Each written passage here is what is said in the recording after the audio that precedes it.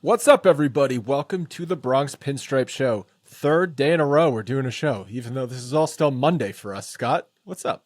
Monday, but different times. I got a different hat on, maybe So a do I. different shirt. I don't remember what I wore earlier, but yeah, we got a lot of flooding happening outside, and Kemp and I went on some excursions because they're off school again because buses can't get through places. Yeah, but I'm ready to talk some offense now. We got through the pitching and kind of set up that last series with Pittsburgh, the show before that, and now we got to talk some offensive position player fun. And I have a feeling we're going to differ in opinion on some of these. We're bridging the gap here between the end of the regular season and the playoffs as the wild card series is going on right now. Heck, we might, as you're listening to this now, you might already know. No, I guess they can't know already because this is coming out Wednesday morning, and Wednesday night would be game 2 of the wild card series. But we're bridging the gap before the Yankees are going to be starting their division series on Saturday. So let's kick it off with the boys behind the dish, Austin Wells. I was thinking about this, what kind of grade I wanted to give Austin Wells, because we definitely grade on a curve, right? We take expectations, contract, the whole 9 yards into consideration here. I think at points this season, Austin Wells looked like an A. And then there's also been points where he looked like a rookie. And there were points this season where his actual numbers were not reflective of his StatCast numbers and stuff like that. I think it all nets out to a B+, because he ended up with a 103 OPS plus, which I don't think tells the true story. I think he was better than that for a good stretch. He filled into the cleanup spot when the Yankees desperately needed it. He not just was the starting catcher because Trevino went down, but he did also earn that starting catcher job. But I think there was also points in the season where he was nothing offensively, and so that's why I can't give him an A-, but a B+, and a very strong B+.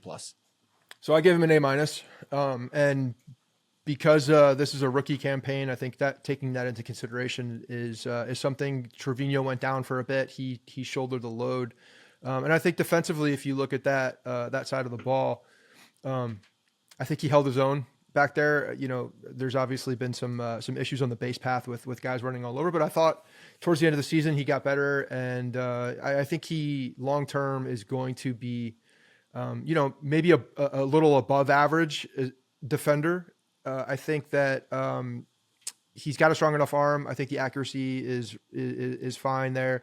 I think he'll just get more of a feel for the major league game a little bit more, and will improve there. So I give him an A- because of the rookie campaign and the fact that he was a very important player for the Yankees when he filled in on that 4 spot when they desperately needed someone to come in there and give some protection to Judge and Soto. So yeah, I went A-. I think I can probably agree with A- then. You know, I just popped open his Baseball Savant page to look at his fielding metrics. Fielding run value overall, he's in the 96th percentile. Fielding, what? So that fielding run value, just like defensive value, basically. Is that like a defensive WAR? Yeah, that's for what Savant uses. Statcast's. It's not WAR, but it's Statcast's metric for measuring the value. The value of your defense. Blocks above average, he's in the 82nd percentile. Caught stealing above average, he's in the 52nd percentile. Framing, he's in the 96th percentile. And pop time, he's in the 30th percentile. So clearly framing is just weighted so heavily, which we've known this about catching.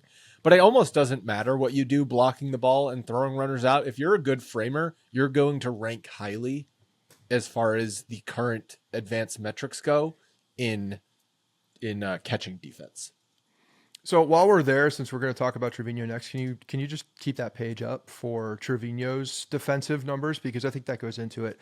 Trevino had a kind of a weird season. Obviously, he was hurt for a long time. I mean, at the end of the day, when you look at what he accumulated by the end of the year, he only had 234 plate appearances to Austin Wells' 414. So he missed significant time. And earlier in the year, he had some decent numbers with, when he would come through in big situations and stuff. But overall, I thought it was a down year for him. I think it was probably a very frustrating year for him physically as well. I gave him a C. I thought he was, not terrible, but he wasn't good either. He was he didn't really get an opportunity, I don't think, to really get any momentum. And I think with Austin Wells right there, the writing was a little bit on the wall. If Wells had shown that he was the player that people think he could be, that eventually that playing time, whether he was healthy or not, was going to get dwindled down, and Trevino was most likely going to assimilate into that backup catcher position, which I think that's exactly what he is. I think he's a good backup catcher. So I give him a C. His advanced metrics are even more exaggerated than Austin Wells.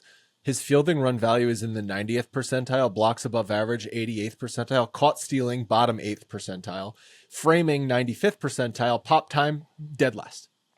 Yeah. So I'm interested to see when these robo umps eventually come and framing gets completely thrown out the window, which it's going to happen. I think we all agree on that. I am very curious to see how Austin Wells and Trevino and some of these guys get off that one, because at that point, if you're not framing anymore, then the one knee, the one knee approach is gonna most likely go away, because you can block and you can throw out runners from a squat position better. You can pop out better. You can certainly move laterally better. So I'm very curious to see how that affects the value of some of these players, because I think that if you're looking at those metrics right now and there was no framing involved, we could look at these two players and probably say that Wells is a better defender. You give Trevino a C, right? I give him a C. Yeah. Yeah, I'll co-sign that. Yeah. It's just overall unspectacular. And that's kind of where the C is for me. Anthony Rizzo. Last year we gave him an incomplete, and I know we talked about how we don't like to give incompletes, but I do think last year was warranted for him because of the concussion problems and just how that all went down. He also missed a ton of time this year due to injury, but I don't think he deserves an incomplete since it's kind of a different injury. I'm not saying the injury was his fault or whatever. I mean, he falls down weird on his wrist and fractures his arm, and now with this broken fingers thing at the very end of the season. But the fact of the matter is, when he was playing, he was just a non-factor offensively. And even early in the season, how much did we talk about his defense and just how uncharacteristically bad his defense was to start the year? Was that still lingering effects of the concussion? I don't know. It's a D. I agree. I give him a D. I think that it's tough to look around. You can't look past what he didn't do. And offensively, he was a nothing burger the entire time. And you got to take into consideration that first half when he just wasn't the same defensive guy. I mean, usually if you have that defense to rely on, you can, your value can be weighed very differently because of that. And he just didn't have that either. Granted, when he came back, it was a short amount of time. His defense looked like it was significantly better. You could tell that that the infield was much more improved because of him being there. He got back to that vacuum style that he's well known for, but it just wasn't long enough. So I gave him a D. Yeah. It's unfortunate too, because this is going to be the end for him in a Yankee uniform. They're going to have to figure out something at first base in the offseason. It's been a black hole for many years for the Yankees, but I don't know how you can't proceed with Anthony Rizzo next year. No, I don't think you can. They're going to have to do something. And there's no, looking internally, there's not much there too. Ben Rice was not on this list. You want to throw him in right here real quick? I got some thoughts. How many at-bats? I'm pulling up Ben Rice. He ended up getting 178 plate appearances. He hit 171. Wow, I would have guessed higher than that. Yeah, I mean, I know it wasn't he had like a week and a half, 2 week hot stretch where he hit a bunch. He hit 7 home runs in that time span, but overall 613 OPS. I mean, 264 on base percentage. It was he. How do you grade him though? I mean, I give him the same grade. I give him a D. If you're going to grade him, that's what it is. He didn't do anything, and defensively, it's like he's a average to below average defender. So he had ample time to do something, and he just didn't, unfortunately. When you look back at what Ben Rice was this year. They tried him in the leadoff spot. Like they were so desperate there for a time. Yeah. But you look at what he is this season, and again, this is his first year, and it could be drastically different with him making some adjustments. We've seen people do that in the past. That said, he had enough time to do something, and he just didn't. It looked like he's overmatched. The plate discipline wasn't there. When you see, there are so many guys, when you look up and down this roster and you're looking at what the on-base percentage is, man, there's a lot to be desired still in on-base percentage when you go up and down this. Batting average and on-base percentage still across the league. I mean, we were talking about this with Neil and Frank in our text chat. It's like 25%, 20 years ago, or I guess 22 years ago, 2004. It's like on average 25 points lower in batting average, and the number of guys who hit at least 300 is more than cut in half 2 decades later. Well, and look, there's a lot of that does make sense with the specialization of pitching at this point. Pitching's just gotten better, and there's more of it, and there's more pitchers that are good and have that specialty type arsenal where they can come in, and you're not seeing pitchers go deep, starting pitchers go deep, whereas 25 years ago, those guys were going 7, 8, 9 innings on a regular basis. So you're seeing a lot more. I think it started to turn right around the late 90s, early 2000s with the specialization of relievers. But certainly in the past... Late 90s, yeah, it started. The past decade, it's been even more so. And the most you're going to see a pitcher in a game is 3 times. You're never going to see him 4 times. Well, the other thing is the underlying strategy for guys at the plate changed too. And, I'm wondering I'm surprised it's taken as long as it has to swing back, but I guess we're in the middle of the process of it swinging back, because I do think it's going to start to go back more significantly. We'll see higher batting averages. We'll see more production at the plate as guys are taking more of that line drive approach and not trying to, launch angle everything and trying to kill the ball. I think that is what baseball is trying to do with some of these rules, and I think that eventually we'll see it. But the swing might take a lot longer than I expected, I guess. So you tease we might disagree on some people. Is Gleyber Torres the first one we're going to have big disagreements? It might be, man. I don't know. It's you look at what Gleyber has done in the second half of the year. It's different than the first half of the year. Like, there's just no way to dispute it. Gleyber worked his way up to a C for me. He did.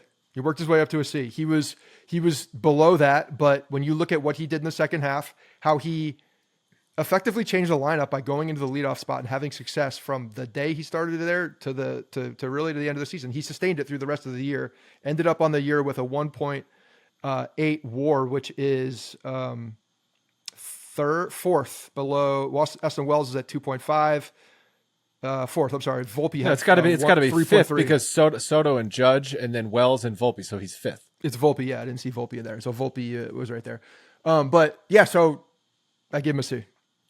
I'm not far off. I was going to say C- because he did work his way up to a 101 OPS plus, which is basically league average. He was so bad in the first half. It's like the kid. You don't show up to the first half of classes, but then you show up and are there every day. It's like, okay, I guess I'm going to pass you. You did change in that sense, but ultimately, overall, in the whole, he did not give the Yankees what they needed from him. And who knows if this is going to be his last year in pinstripes. Obviously, everyone knows I hope it's his last year in pinstripes. But I just think one word to describe Gleyber Torres, it's disappointing. Disappointing, but I will say this. Like, the fact that he ended the season the way he did in that leadoff spot and gave them... He added stability to the lineup. He was able to come in there and really add some stability. And frankly, he was consistent at the top of the lineup too. So... he ended as well as you could have. And I think that the taste in my mouth is a lot different than what I thought it was going to be for Gleyber Torres at the end of the year. Next up is Anthony Volpe. He, in many ways, regressed offensively. The OPS overall got worse, but the OPS plus, so relative to the league, got better. This year, he was a 657 OPS player. Last year, he was a 666, but he was an 81 OPS plus in 2023, and he was an 86 OPS plus this year. Both of those numbers suck. I think we gave him, I don't remember what we gave him last year, but it certainly wasn't a bad grade. It was probably like a B- or a C+ or something like that. I cannot go any higher than a D for Anthony Volpe. I gave Volpe a C-. I'm not going to go into a D. He does have a 3.3 WAR. You cannot ignore his defense. His defense is top tier when he's out there, which is at a premium position. And you're right. When you're looking at the numbers, I pulled his splits from this year and last year. A couple things that come out. Power way down. way down. He had And 689. that's why, despite his batting average being up, his OPS is down because he did not have the same power. 689 plate appearances this year, 601 last year. So, there were a lot more hits. Obviously he had a lot more plate appearances, which means he was out there every day, durable, which is a good thing. Well, he was out there every day last year too. The difference is he was hitting near the top of the order for half the season this year. Yeah, no, I get it. The other thing was, where am I looking here? On base percentage went up 10 points, but that can be mainly attributed to his batting average going up. Was it on base percentage? Still, I need his on base percentage to be significantly higher. Yeah, he's at a 293 on base. He's slugging 364. That went down. The OPS, as you mentioned, was down a couple ticks. He did cut the strikeouts down. If you're looking at that, he had 89 more plate appearances this year. He had 156 strikeouts last year, 167, and then 243 average to 209 from last year. So it was a weird year. Honestly, it's weird when you look at where he improved and where he didn't improve. You would think that the batting average being up, the strikeouts being down, the hits being up, that you would see a higher reflection in some of those other numbers, and you just don't. The strikeouts he still needs to cut down the strikeouts. He sometimes just has a zero at bat, and the approach is bad. But again, the defense is very good, like extremely good. So that's why I gave him a C-. Yeah, we talked about also many times this year how he was just in swing mode so often. And man, if you take out April, I know you can't take out a whole month, but from May 1st to the end of the season, he had a 634 OPS. Yeah. Yeah. Look, he never just came back up. We saw obviously some spurts, but they frankly weren't long. They were not sustained spurts, even like we saw last year. I think he was more inconsistent this year and had some high highs early on, obviously, but then he just had like very big stretches of struggling, and really not just struggling at the plate, but looking lost at the plate, looking like he was swing mode. He goes up there just had hacking. no plan. Yeah. So he's got a ton of room for improvement. I still believe the talent is there. I believe he can do it. But next year is the year for me, and like I need to see massive improvements for that guy. Said that last year. Well, I thought he was going to take another step. I still think he's got the ability. He's only 23 years old. So there's you look at the age and, there's plenty of room for improvement and plenty of time for improvement, frankly. All right. Who's next? We got Jazz Chisholm. Jazz is an A, man. Jazz is an A. So Jazz's numbers with the Yankees, he's got a 130 OPS plus with the Yankees, 825 OPS. He hit 11 home runs in 191 plate appearances, 273 batting average, 325 on base percentage. Those are all really, really good, better than they could have hoped for when they acquired him. He added athleticism, a dynamic to the lineup that the Yankees desperately needed. He filled a need that they had no one else to fill at third base, even though it wasn't his position. Mm-hmm. And he did it charismatically, smiling, and he plays his ass off every night. I know you don't like to give out A pluses, but that's about as good of an acquisition in the middle of a season as you're going to find. No, 100%. Like, yeah, if I was giving out A pluses, I only give out one A plus. I changed from the pitching side because there's one person on this team who deserves an A plus. Jazz midseason acquisition. You could make an argument, but he was exactly what they needed. So if we're looking to give credit to Brian Cashman, this is the area you give credit. He went out and got a guy, and I was skeptical. I'm not going to lie. I was skeptical from looking at the numbers. And the position. The position was also made us skeptical. But he proved that he had more flexibility than we thought, and frankly was just a better hitter. He's the guy that walks into the building in the Bronx in New York and says, "Bring it!" Like, I love this. And that's huge. There's just not that many of those guys that have come over in the middle of the year. You'd have to go back into the Yankees championship runs to find those guys. But yeah, he's awesome. And the fact that he's controlled and he's going to be on this team is a really good thing. And he can slot into second base next year if you move on for Gleyber Torres. If you want him to be a third baseman going forward, he gets a full off season to train at third base. And I do believe he's talented and athletic enough to play a good third base. I mean, we've seen some of the plays. We've seen that the mistakes likely due from just not having the experience over there, but you've seen the ability to play third base. Yeah, definitely. Definitely. And real quick on the Glaber thing, I'm sorry, I forgot about one thing to mention. The moment that he had where the entire fan base plus the actual team laid down on Glaber after he didn't run that ball out to left field. That was a big moment for him. And I got to give him credit for responding to that moment and understanding that, you know, obviously he clearly understood that it was the wrong thing to do and it didn't look good and everything was, negative even before that. And then you see that it's just bad. But he responded. To his credit, he responded and played well in the second half. So I just want to give him some credit for that too. So he earned his C. Yeah.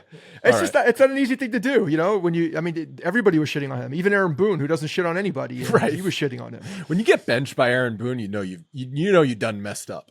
And the guy that we're about to talk about should have been benched multiple times. Before you do that, we are brought to you today by Navage Nasal Care. Breathing is the most essential act for our bodies. It's why congestion, sinuses, allergies, and colds can all take a big toll on our well-being. And even though all of that is true, nasal hygiene often is not part of your everyday routine, but it should be. Navage believes every breath you take should feel effortless. It uses smooth saline flow and gentle patented nasal suction to clear nasal passages. When you use it, it can work in as fast as 30 seconds. Plus, it is drug-free and uses 99.9% pure saline salt pods with no medicinal side effects. There's other benefits as well that you might not be aware of, like better sleep, less snoring, reduced headaches, and much more. Since I started using Navage regularly, I just noticed that my head feels a bit clearer. It's so easy to use this device. You just press start, you hold it up to your nose, and it just gets all the sinuses clear. It feels great after you're done. I've been loving my Navage nasal kit, and I know you will too. Start breathing easier today. Order the Navage starter pack. It comes with everything you're going to need to get started. Plus, our listeners get a free cleaning kit as a gift only when you order through the URL navage.com/Bronx and use promo code Bronx at checkout. Order at navage.com/Bronx, spelled Navage, for that free cleaning kit along with the starter pack. Thank you very much to Navage. And we are also brought to you by Babbel. Speaking a new language is probably something we've all thought, wow, wouldn't that be awesome if I could do that? With Babbel, that can be your reality. Babbel gets you talking in another language because their courses are designed by real people for real conversations. Their lessons are quick. It can be just 10 minutes long so you don't get overwhelmed with information. The courses are handcrafted by over 200 language experts ready to get you talking a new language in as little as 3 weeks. And by the time the Yankees could be maybe planning a parade or something like that, you could be speaking another language. And I think that's pretty awesome. Babbel also has cool features like speech recognition technology, which helps you improve your pronunciation and accent. And everything Babbel is going to teach you is for speaking like a local in the language. So you're going to be able to order at restaurants, ask for directions, and converse with the people who speak that language, which is what you need. With over 16 million subscriptions sold, Babbel's 14 award-winning language courses are backed by a 20-day money-back guarantee, so there is no pressure if you want to try it. Special offer for our listeners: can get 60% off your Babbel subscription at babbel.com/Bronx, 60% off at babbel.com/Bronx, spelled BABBEL.com/Bronx. Rules and restrictions apply. Take it away. Is there a grade low enough for Alex Verdugo? Alex Verdugo gets an F. Alex Verdugo got me excited in the beginning of the year because he was making me look smart for the bet that we made. I haven't even checked that in a long time to see how it doesn't matter at this point. But what's funny is that, like, for a month and a half, 2 months almost, a month and a half, he was right there with Cody Bellinger's numbers, and goddamn did that fall off of a complete cliff. The guy became the worst player in baseball, position player wise. Next to another guy that we're going to be grading here on that makes me sad, but yeah, he was bad, man. He was bad, and really just like very little improvement on multiple in a couple different spots when the Yankees thought there was a lot of improvement. That just kind of felt off and dwindled, and he just doesn't hit the ball hard anymore. Like, there's the defense, like, it's all right. I don't know. He can catch a ball. I guess you could say that. He can catch a ball in the left field, usually. In I tried to give him a D. I tried to give him No, a D you can't. because You of the cannot defense. justify it. I tried. So we've done this podcast for 10 years. I've been watching baseball consistently since I was 7 or 8 years old. So call it mid 90s. He is in the running along with Steven Drew as worst player who they keep playing every single day. And you just keep asking, why is this guy still in the starting lineup? He's not just the worst player on the team. He's not just the worst player at his position. He's the worst player in the sport, and he is still starting and playing every single day. That was Alex Verdugo, essentially, for 3 straight months. So something that we talked about after the Pittsburgh series on Monday. 7 hours ago. Let's go back to that real quick and go to Grisham next, okay? Because I think it just makes a little sense for this conversation. When you look at Grisham's numbers for the year, he's bad numbers, also significantly bad numbers. And, you know, he ended up getting 209 plate appearances, but another guy under the Mendoza line, 190 batting average, 290 on base percentage, his slugging 385, OPS, 675, OPS plus 90. The guy's not a good player. He hit more home runs than I think people expected. He didn't hit more home runs than Verdugo, but he hit 9 in a third of the playing time. He hit more than people expected, is what I said. I think that's probably accurate for the playing time. But you know, even the argument that we were trying to put together to like, okay, maybe he's even potentially a better option in left field. No, he's not either. He really isn't. And when you look over an amount of time that a sample size that he's had, he's been a bad player also. So, you know, I didn't give, again, context matters. I think position matters. But he was he was a backup outfielder. He was acquired. I give him a C minus. I give him a C minus because he's a backup outfielder and his defense is still, you know, plus defense. So he can go out there and play defense. And that's well, then really he his job deserves at the end better of the than day. a C minus. I'm sorry. If your job is a backup outfielder. He did a terrible job on the offensive side though, too. I'm sorry. But if you hit under 200, I can't give you just a regular grade. But but here's the counter argument. If he's just a backup outfield, any backup outfielder, if I tell you he's going to play good defense, he's going to have a just 10% worse than league average OPS. You take that. You take that as a backup outfielder. Yeah, I guess. I know the batting average was terrible, but his production came via the home run.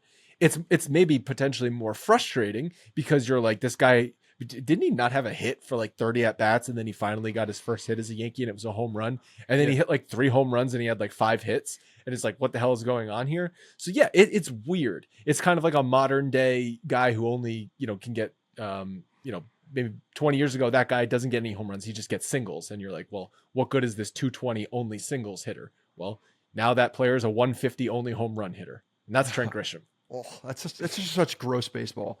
I just think as the fourth fine, outfielder, give him a C. You can give him a C. That's fine. Yeah. But like going any higher than that, he even had some defensive blunders a couple times. So like, you're walking in this guy. Do you trust him out on the defensive side? Yeah, you do. And I mentioned how he just put his nose down and sprinted after a ball, which I loved seeing, and he got there pretty effortlessly. So he's a plus defender that is a. Is he a positive? Yeah, he's a 0.4 WAR on the team. So he's a positive WAR player as well. And again, I mean, Verdugo's only 0.3 of a point higher than that. So, and played every day. Okay. Next up is Aaron Judge. I'm curious, did you give Judge or Soto the A+? I'm assuming it's Judge. Judge gets the A+, absolutely. Okay. Judge gets the A+, 10.8 WAR for the season. The guy was just a wrecking crew for every single month except for the first. And when you look at his first month, there was some production there, but if he had just even an average month at the plate in April, he's going to surpass 60 home runs. He's going to surpass everything he did 2 years ago. But goddamn, was he right there? And to his credit, as far as like the amount of respect that he garnered this year, based on, prior performances is up there. He walked more, intentionally walked. He's obviously a force there. And for a long time, there was nobody hitting behind him that was worth a damn. So, he was making he was creating a lot of this on his own, and frankly carried the team for a long time. So yeah, Aaron Judge is an A plus. And played center field, and he went and just played center field because the Yankees. He didn't. needed Yeah, it. his defense. I know we talked about it. Got exposed a little bit in center field. I think it's hard to criticize him for that. He's not a center fielder. I think they need to figure out. Assuming Soto's back, you need to figure out long term where's Judge and Soto playing, and you got to figure that out this offseason. And the answer is not Judge in center field. No, the answer is Judge in right field and Soto in left field. That's the answer. And whether it's Dominguez or someone, you find you have a center fielder between them who can run and field the ball. Judge slugged higher than everybody had OPS on the team except Soto, Glaber, and Stanton. It's crazy when you look at his slugging, 701. That's higher than Austin Wells as well. So Soto had a 989 OPS. 989 OPS. Stanton had a 773. Wells had a 718, and Glaber had a 709. Everybody else on the team had a lower OPS than Judge had slugging percentage. Wild. Yeah, the man was OPS plus 223. Unreal. And that's that's got to be close to the highest. No, I mean back in the day, Bonds was doing silly things. Oh yeah, due to the right. Like I think Bonds had a 300 one year. I don't know. That's wild. But, Judge and this all happened, like you said, with a below average April, especially for him, and even more recently, it was the 15 or 16 game streak with no home runs that he had. Yeah. I mean, he was there for a second pacing to have more than 62 home runs. Yeah. If not for that 2-week stretch of not hitting a home run, he might have got there. Yeah, there are a few items or a few of those gaps that you could fill in that gets him to 60 really easily. So he's just an unbelievable player. And the fact that he's, he can run the bases, he can play defense. He's not positioned for a center fielder. He doesn't have the body for it. He doesn't have that first step that you need, I think, to be a very, very good center fielder. And like we just said, he shouldn't be playing center field. He should be a highly lauded defensive player in right field because he's one of the best, if not the best, right fielder when he's out there. Now, I know you only gave one A+, which means you gave Juan Soto an A, but I would like to give Soto an A+ too. Even though the baseball reference numbers are not as gaudy as Judge's, I feel Soto was more consistent throughout the year than Judge was because he didn't have a month that he completely disappeared. He had stretches, of course, but even in those stretches, he still had a 400 on base percentage. I think Soto contributed to Judge's numbers this year, even though he hit in front of him. And I think when you acquire someone to come to the Yankees of Soto's expectations, it's hard to live up to them, but he actually did live up to them. And as far as just hitters go, it's hard to find a better hitter than Juan Soto. Yeah, I mean, he's up there. You look at the numbers, though, like you have to give a higher mark to Aaron Judge because his numbers were significantly better. They were. His OPS is 1.1. Whereas, Soto ended the year at 989. The slugging, like you already mentioned, is over 100 points higher. The on base percentage is 40 points higher. The batting average is 40 points higher. You got to have a distinction between those two players. I think that Soto was everything that we wanted him to be and expected, but Judge was just that good this year where I believe he just gets the higher tick up. Soto did have his career high. For A. Hit his career high in home runs at 41, which I know I believe was my prediction. He's going to have his career high in home runs. Everyone was saying, Yankee Stadium's not going to help him. It definitely helped him hit a couple of home runs. I don't know who's saying it wasn't going to help him. He's not as a traditional guy. Yeah, that was the thing. It was that still going to get more into right field though because of the short porch. So fine, I'll agree. A for Soto, A+ for Judge. I think you got to back up the truck for Soto this offseason because separating those two at this point, you can't go. There's no going back from this as a Yankees fan. You can't watch Judge and Soto be in the same lineup and then not watch them be in the same lineup. No, I cannot go back from this. This is something that needs to stay in here for as long as those two guys are playing baseball. They need to figure it out. They need to absolutely figure it out. All right, so Giancarlo Stanton is next. He's an interesting one to grade, honestly. So, couple things. You go off of what happened last year. The guy's an A plus plus plus plus plus plus from the way he rebounded last year. Last year he was just a shell of himself. Clearly, something was up. He wasn't. The flexibility was there. I don't know the movements. He was able. This year he just looked much more nimble. Was able to really explode through the ball with his hips. Obviously, we know the running wasn't there, but for the most part, he was able to regain a lot of that form.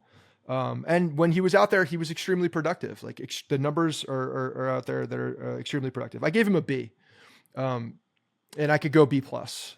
Really? Yeah. There's a lot of expectations into that grade. You had no expectations for him. And so I had no expectations. And so he exceeded your expectations, yes. Which is why he gets a B.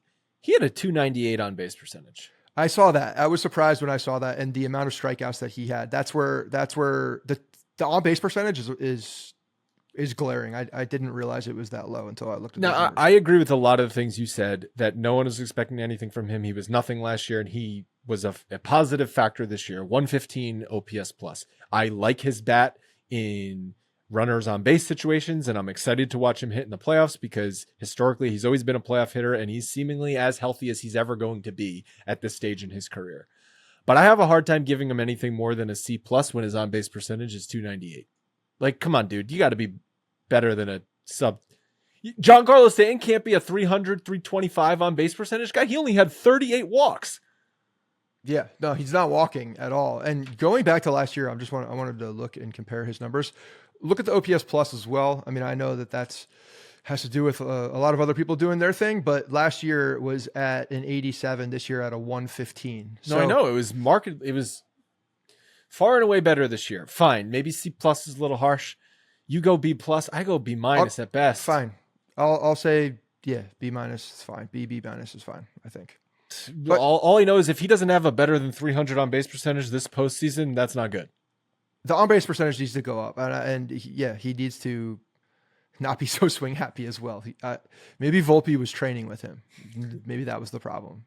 Picked the wrong big guy to train with. Volpe would kill for a 115 OPS plus. Yeah. All right. Oswaldo is up next. So Oswaldo Cabrera. Again, you go back to what he is. He's a platoon player. I'm changing my mind. You go first on the grade. What did you give him? Because it might sway me a little bit. And real quick on Stanton, actually, the other thing, he's only a 0.7 WAR. Also, that like you look at that. DH. I understand, but he could have been a negative WAR in the. That's right. It would have been -2 if he played the outfield. Yeah, I was gonna say it would have been worse. There's just you're looking at what he is value wise, and he's had moments, and we need him to be a productive hitter on the offensive side for the playoffs because that's what he has been in the past. But anyway, so Cabrera, Oswaldo Cabrera, this might be controversial. I give him a B plus. Okay. He is a backup utility player. He was thrust into a lot of playing situations due to injuries and inefficiencies at other positions. He produced 1.4 WAR this year. Yep. That's pretty damn good for what he is. He's not a B plus in the context of in a vacuum. Or excuse me, what am I trying to say? You know what I'm trying to say. Relative to what you needed him to be on this team and what you're expecting from a utility player, like you're not going to get. What do you think a utility player is going to be? That's a utility player. That is a utility player. Again, on base percentage is something to be desired. Throw it out. What did he contribute? Did he contribute as a bench player? Did he contribute to winning this year? The answer is yes. I agree with that. The sentiment that when you have to look at them differently when they are in a position like this, he had flexibility on the defensive side. I did not give him a B plus. But I think a B is warranted. I think a B is warranted because I think he did a good job. But when you look at what does an A look like? Because if you look at what an A looks like and you find a sustained season, and I know unfortunately we didn't see it because injuries took over, but like John Birdie would have been that guy where had the potential maybe for an A. Like he doesn't have that many plate appearances, but his numbers are pretty decent when you look at them. So I mean, that's hard because he had such limited playing time. I know, but when did I Joe know Burrow. when I know what he is and I've seen his career, like that's an A utility guy to me because he doesn't matter on a daily basis that he's playing, but still produces like a starting player. Like that's a very difficult thing to get. It's a very difficult thing to get, and not very many of them have been that way. That's like literally Ben Zobrist. Ben Zobrist, right? So that's why I'm giving him a B. I'm giving him a B because I think, fine. and especially the way he started out the year. Again, he started out out hot. But the funny thing is, like, he hit 247 with a 296 on base. If he hit 257 with a 312 on base, you'd probably give him an A. And it's not that much different. But it is different. It's different, it's a B. but it's just like it's a few more hits and two more walks. Well, you know what I'm saying? He might be getting that opportunity. When I'm looking at him and Ben I'm Rice, curious though, what you're going to give John Birdie, who only got 74 plate appearances. incomplete. I didn't see enough of him. I'm going off of what he has been in his career, and I mean, you look at what that short sample size is, and you see a good player. If he's healthy, like I think that you can't look at what he's done over the season. If he's a healthy player, I think he's a better player than a lot of people on this team. I don't know. And I think 25 he's valuable. games. He played 25 games. I have no clue what John Birdie is. You have to go back and look at what he is in his career. Unfortunately, injuries were a problem this year for him, but the talent and the type of player that he is, like I certainly think he should be considered for a roster spot because talent wise and like, you know, if he's healthy, all things are equal. Roster for the postseason. Yeah. He's the type of guy that would not surprise me if we're looking back and like John Birdie, you know, he's going to contribute at a high level and come up in big moments in the postseason. He's that type of guy. I could see him as being that guy. So yeah, I would probably, if he's healthy, I would have him on the playoff roster. I think he's that valuable. I think you also have to give Jason Dominguez an incomplete, just not enough playing time. And unfortunately, when he has been here, it hasn't looked good. We've talked about the defensive woes. The last guy we want to talk about is DJ LeMahieu. And this saddens me, but it is an F. It's an F. It's an unfortunate F. DJ looked like a shell of himself. And I know it was frustrating because coming out of spring, we were expecting him to hopefully rebound. He looked healthy. Everything was good. And then he fouled that ball off of his foot. And we kind of went back into that cycle of him fighting his way back and just not being the same dude. And who knows if his season would have been, you know, markedly different if he didn't have that injury. I don't know if, you know, he still would have broken down and still not been the same guy. And we would have seen, you know, not the same result, but poor results still from him. But it's just sad to see a guy that is a multiple time batting champion, plays his ass off, plays different positions, gets the big hit. Everybody loves him. Just kind of he really fell off a cliff. Yeah, and I don't know how you put him on a postseason roster. I know he's injured, but I know he said, I'm working my way back, but I don't know what use do you have for him on a postseason roster? That's why a guy like John Birdie, I think, makes the roster because he's got more flexibility and he's healthy, can do a lot of different things on the baseball field. So yeah, I don't disagree. The area you're going to be looking at is first base and the glove. And they're going to have to make some decisions on who they feel comfortable with outside of whoever's starting as well. So it's going to be a big decision on that side because I fully expect Rizzo to not be there for the ALDS. All right. And that's going to wrap up all of the grades for both the hitters and the pitchers. Whoever the Yankees play, Scott, you're going to preview that on Friday or Saturday morning, so stay tuned for that. And then after the game on Saturday, which we still don't know what time it is, could be afternoon, could be evening, we will be back to react to it and talk to you then.